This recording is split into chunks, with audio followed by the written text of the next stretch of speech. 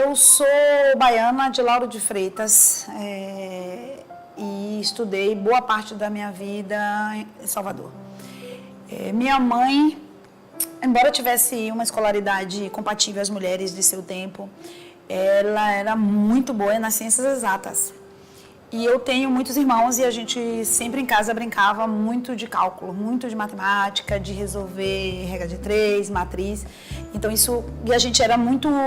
nós fomos sempre bons estudantes. O fato de ser de uma família negra, numerosa, e eu sou uma das últimas, sou quase caçula, isso beneficiou minha trajetória acadêmica, porque eu não tive que trabalhar para ajudar ninguém, eu não tive que assumir responsabilidades. E o fato de nascer nesse contexto foi muito interessante para mim, porque como eu era das mais novas, eu era muito estimulada a querer acompanhá-los. Então, assim, eu comecei a escola muito cedo, porque todos os meus irmãos iam para a escola, eu não tinha o que fazer e acompanhava ele. Então, eu terminei o ensino médio, eu tinha 16 anos na época.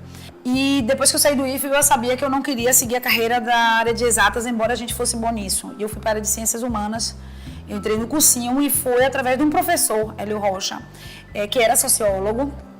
E quando eu vi a aula de Hélio Rocha, eu me identifiquei com a profissão. E aí me encantou o fato de ser uma área das ciências, que você pode falar de várias coisas do cotidiano. Que você pode aprender sobre o cotidiano e você pode teorizar sobre o cotidiano. Então, a partir disso, eu ingressei na Universidade Federal da Bahia para fazer a graduação em Ciências Sociais.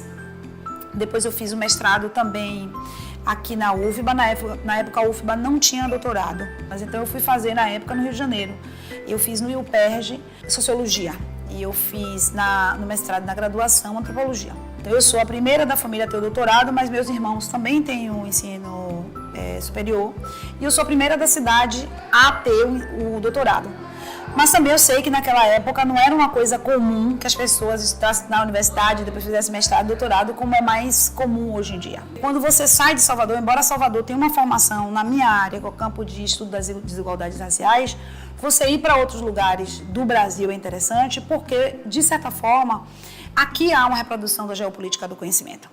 Então, quando você vai fazer o mapeamento geral do número de doutores, de professores com bolsa produtividade, inclusive de recurso, você vai perceber a diferença entre a região Nordeste e Sudeste. Na minha área, como na maioria das áreas, o número de mulheres que estão dentro da área é muito grande. Agora, quando você vai, por exemplo, num evento, as mulheres, nós somos maioria. Mas quando chega nas conferências que são dentro dos seminários, dentro dos congressos, as áreas mais importantes, a participação feminina é menor, a masculina é maior. Então, não é que nós sejamos um número reduzido. A questão é, nos locais de destaque desses eventos, no local de destaque, tem a maior presença masculina. Por exemplo, se você pensa em termos de produção, nós orientamos muito. Nós temos uma relação do cotidiano da universidade muito intensa.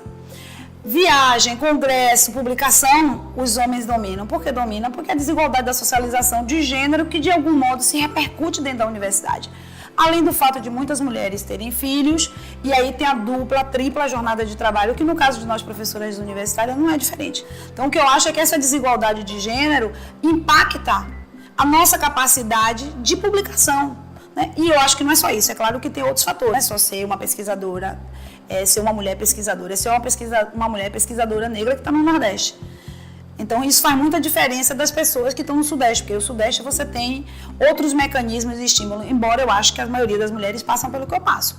Tripla jornada de trabalho, um estresse adicional, eu acho que a gente orienta muito, a gente está muito na sala de aula. E aí, a parte que é mais visível da produção acadêmica é a publicação, que eu acho uma coisa injusta. Porque se você orienta muita gente, você desprende muito tempo na leitura, na orientação, na formação. Mas formação não é vista da mesma forma que você é menos pesquisador se você forma pesquisadores. A avaliação da sua capacidade, da sua produtividade, está toda em publicação. Eu acho que nós estamos bem representadas nas universidades. A questão que eu acho é uma desigualdade que repercute geopolítica do conhecimento, repercute hierarquia de gêneros, hierarquia raciais dentro da universidade. Então, a universidade não é uma ilha de igualitarismo. A universidade reproduz muito das lógicas da sociedade mais abrangente. Durante a graduação, mestrado e doutorado, eu tive bons orientadores, bastante bons formadores, mas professores. Eu não tinha sido orientada por mulheres. É um boicote silencioso, as pessoas não ouvem, né? As pessoas não nos percebem. A gente fala, mas não é ouvido, né? Aquela célebre frase da Gayatri Spivak, né? Pode subalterno falar. Então, pode uma mulher, nesse sentido, dentro da academia, uma mulher negra falar? Pode. A questão é, quem vai ouvir?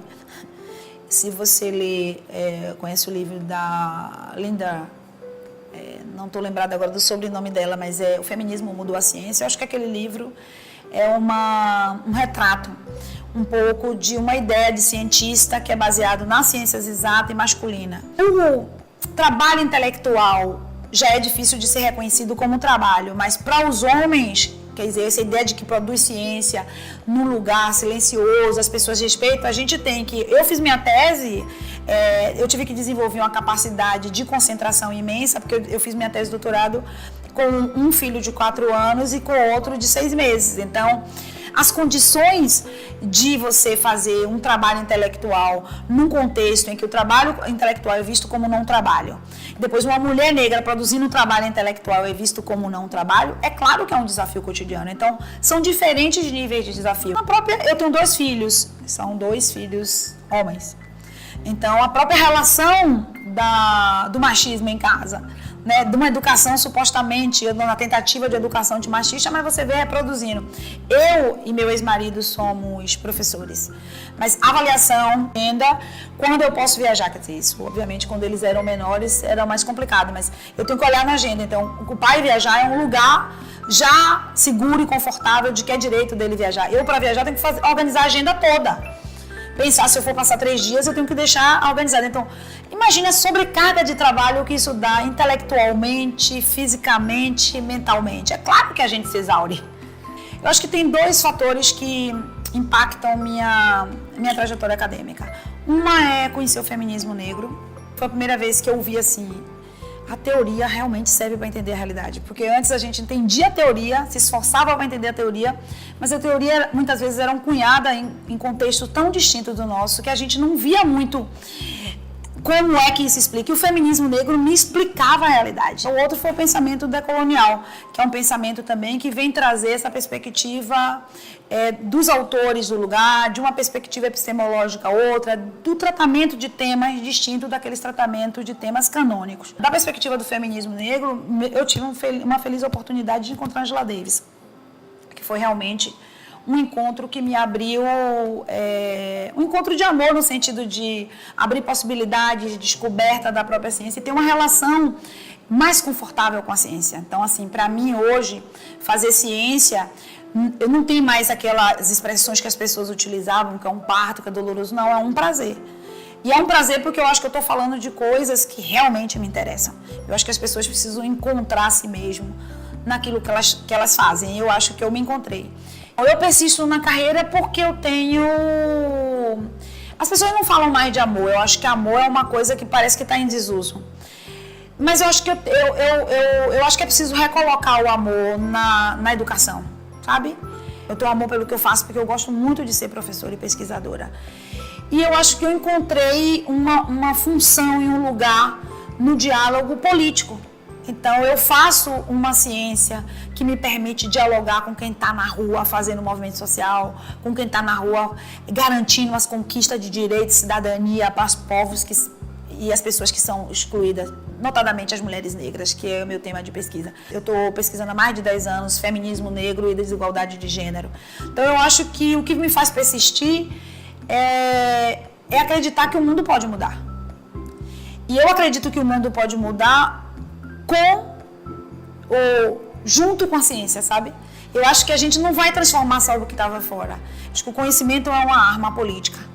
E quando a gente sabe usar o conhecimento como uma arma de libertação, uma arma de consciência social, para a transformação no sentido da igualdade social, eu acho que você consegue compreender a importância do que você faz.